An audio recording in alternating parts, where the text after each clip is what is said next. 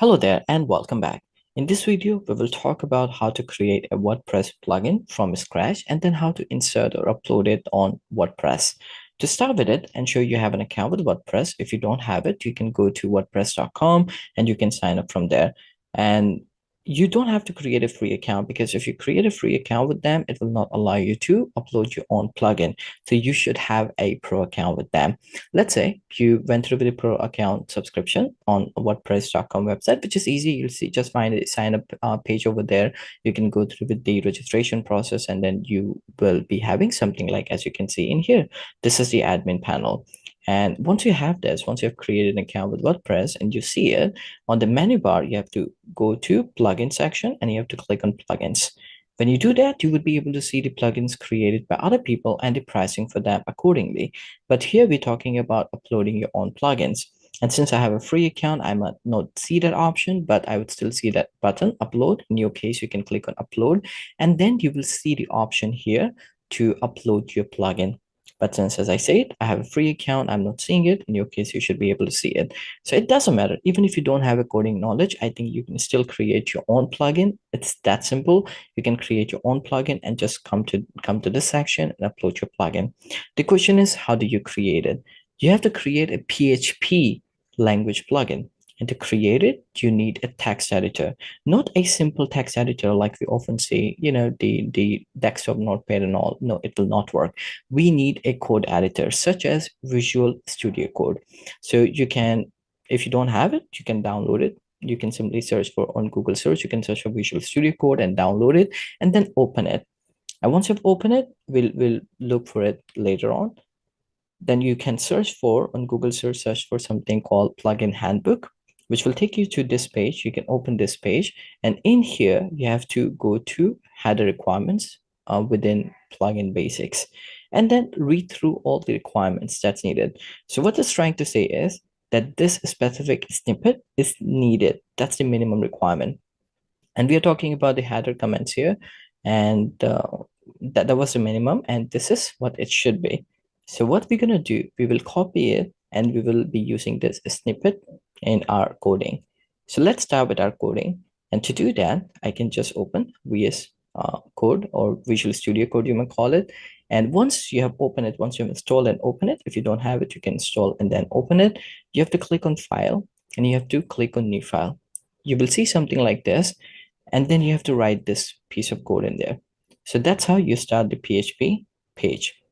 You can just write this, and thereafter you go back to the same page where you had that code that we were looking at, the snippet. You can simply click on copy and you go back to your Visual Studio Code again, the same file, and you can paste it in here like this.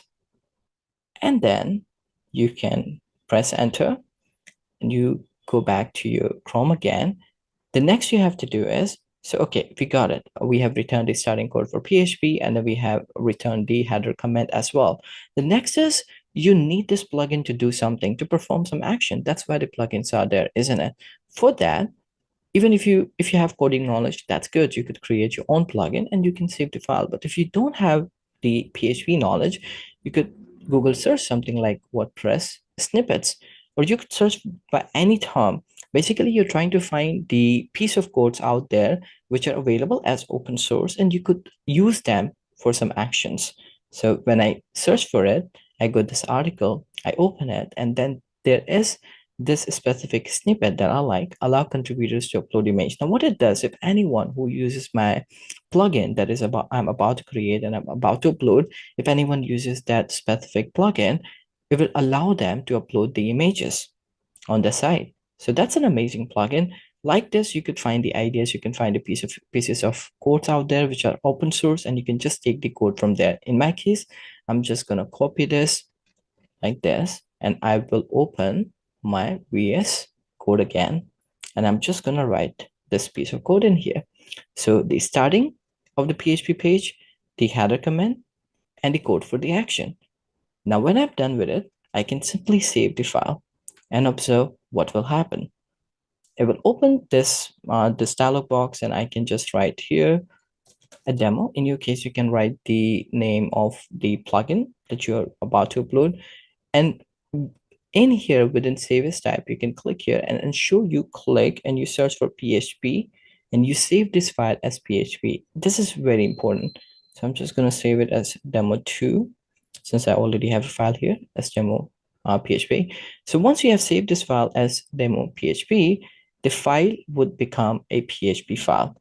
Thereafter, I can come back to my WordPress account again. And again, I can go to plugins. I click on upload and I just drag and drop that PHP file that I created. Now, it could be possible WordPress may ask you that this file should be zip or compressed. If that's the case, you should be able to compress the PHP file that you created, and you can use any compressor that you might have on your computer system. You can compress the file and then try to upload again. It will also ask you for some information like your plugin name, your plugin description, what exactly it does. As you can see, for these plugins, we got the name by whom and then what it does. So like this, it will ask for the information. You can just fill in those information and then you can just go with the progression and have it completed. Once it's done, then people would be able to find your plugin and they will be able to use it. So this brings us to the end of the video. I hope the video was helpful to you. So ensure you like the video, click on the bell icon and subscribe to the channel so that any video we create, you get notified for the same. Thanks for watching.